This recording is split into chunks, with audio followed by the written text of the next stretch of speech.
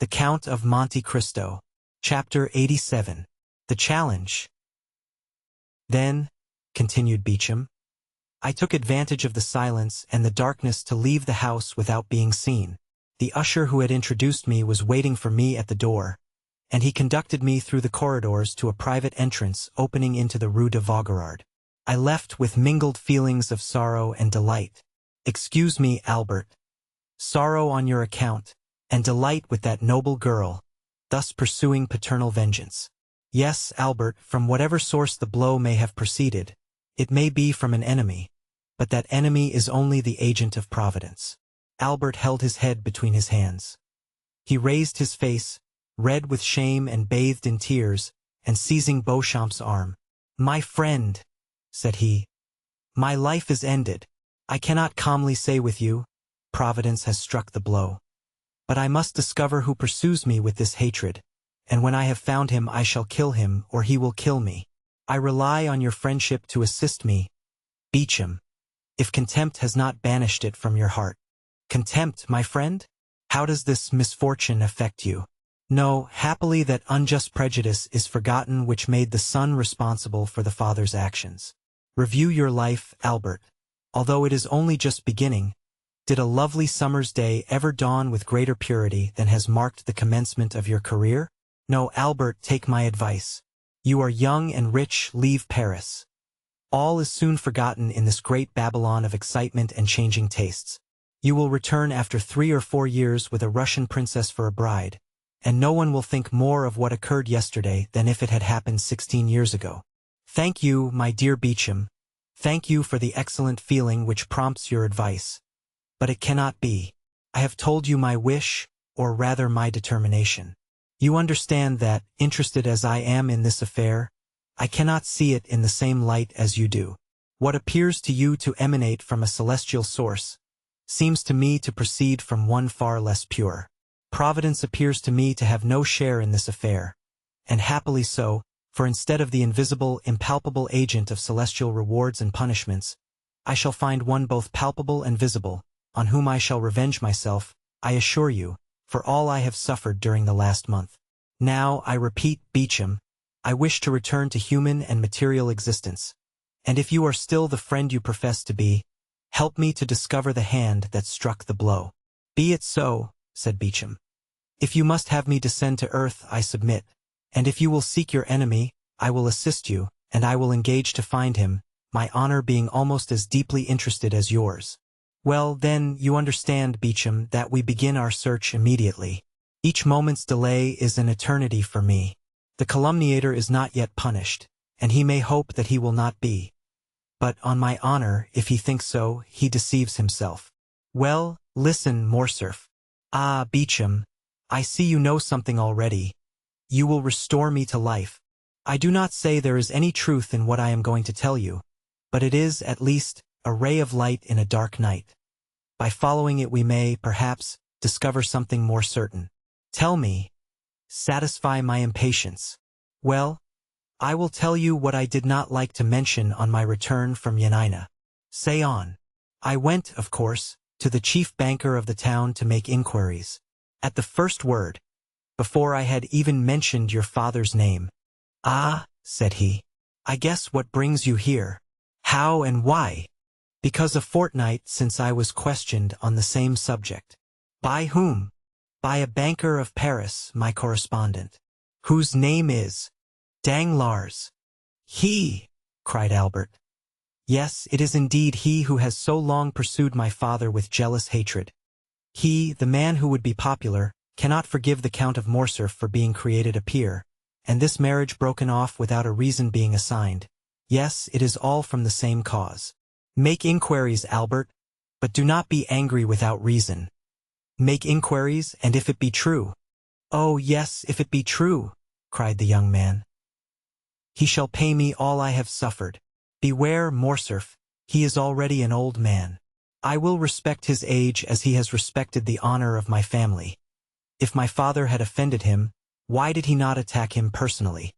Oh no, he was afraid to encounter him face to face. I do not condemn you, Albert. I only restrain you. Act prudently. Oh, do not fear. Besides, you will accompany me. Beauchamp, solemn transactions should be sanctioned by a witness. Before this day closes, if M. Danglars is guilty, he shall cease to live or I shall die.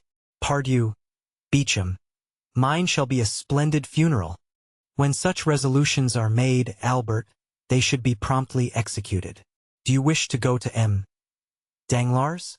Let us go immediately. They sent for a cabriolet. On entering the banker's mansion, they perceived the phaeton and servant of M. Andrea Cavalcanti. Ah, parbleu, that's good, said Albert with a gloomy tone. If M. Danglars will not fight with me, I will kill his son-in-law. Cavalcanti will certainly fight. The servant announced the young man. But the banker, recollecting what had transpired the day before, did not wish him admitted. It was, however, too late. Albert had followed the footman, and, hearing the order given, forced the door open, and followed by Beauchamp found himself in the banker's study. "Sir," cried the latter, "am I no longer at liberty to receive whom I choose in my house? You appear to forget yourself sadly." "No, sir," said Albert coldly.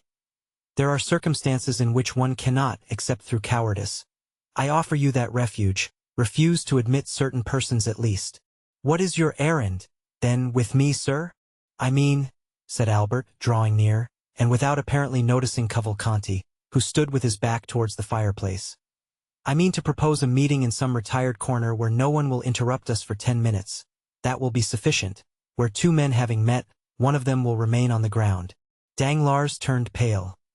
Cavalcanti moved a step forward, and Albert turned towards him. "And you too," said he. "Come if you like, monsieur. You have a claim, being almost one of the family, and I will give as many rendezvous of that kind as I can find persons willing to accept them." Cavalcanti looked at Danglars with a stupefied air, and the latter, making an effort, arose and stepped between the two young men. Albert's attack on Andrea had placed him on a different footing, and he hoped this visit had another cause than that he had at first supposed. "Indeed, sir," said he to Albert, "if you are come to quarrel with this gentleman because I have preferred him to you, I shall resign the case to the king's attorney." "You mistake, sir," said Morcerf with a gloomy smile.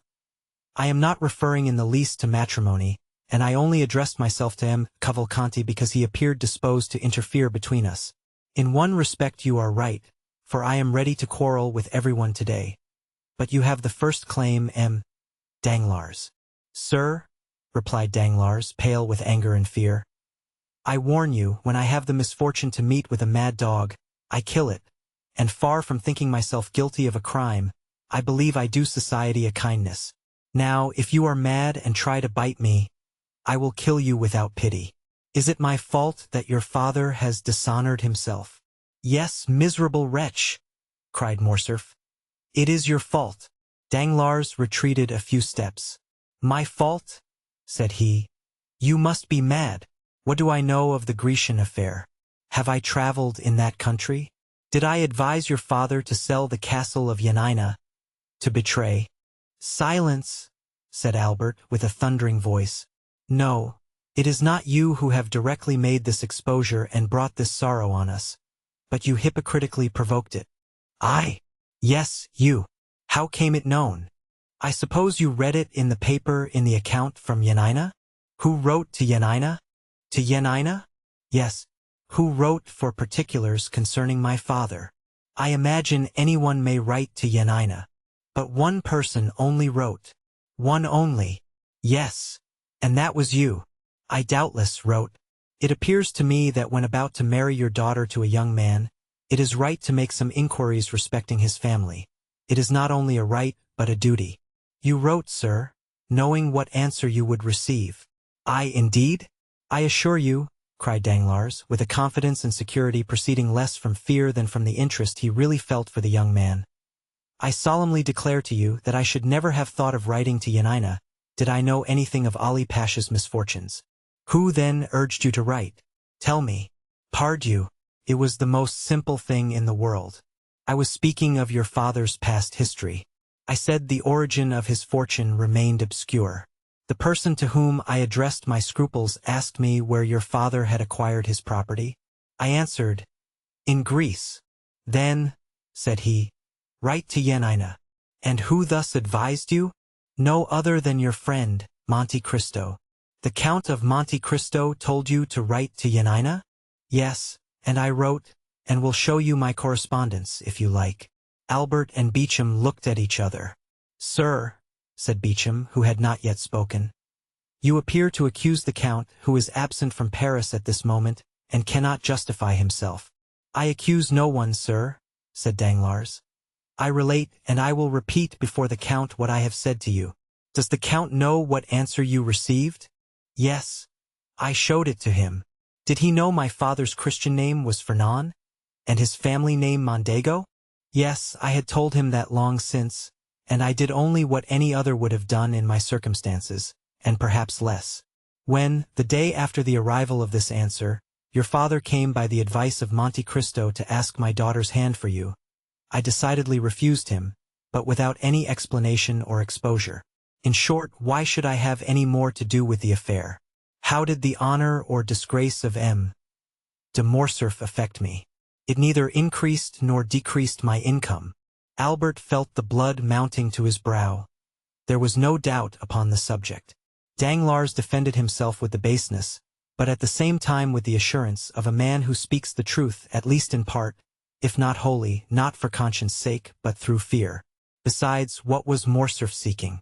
It was not whether Danglars or Monte Cristo was more or less guilty. It was a man who would answer for the offense, whether trifling or serious. It was a man who would fight, and it was evident Danglars would not fight. In addition to this, everything forgotten or unperceived before presented itself now to his recollection. Monte Cristo knew everything, as he had bought the daughter of Ali Pasha. And, knowing everything, he had advised Danglars to write to Yanina. The answer known, he had yielded to Albert's wish to be introduced to Haydée, and allowed the conversation to turn on the death of Ali, and had not opposed Haydée's recital, but having, doubtless, warned the young girl, in the few Romaic words he spoke to her, not to implicate Morcerf's father. Besides, had he not begged of Morcerf not to mention his father's name before Haydée? Lastly, he had taken Albert to Normandy when he knew the final blow was near. There could be no doubt that all had been calculated and previously arranged. Monte Cristo then was in league with his father's enemies. Albert took Beauchamp aside, and communicated these ideas to him. You are right, said the latter. M. Danglars has only been a secondary agent in this sad affair, and it is of M. de Monte Cristo that you must demand an explanation. Albert turned. Sir, said he to Danglars, understand that I do not take a final leave of you. I must ascertain if your insinuations are just, and am going now to inquire of the Count of Monte Cristo. He bowed to the banker, and went out with Beauchamp, without appearing to notice Cavalcanti. Danglars accompanied him to the door, where he again assured Albert that no motive of personal hatred had influenced him against the Count of Morcerf.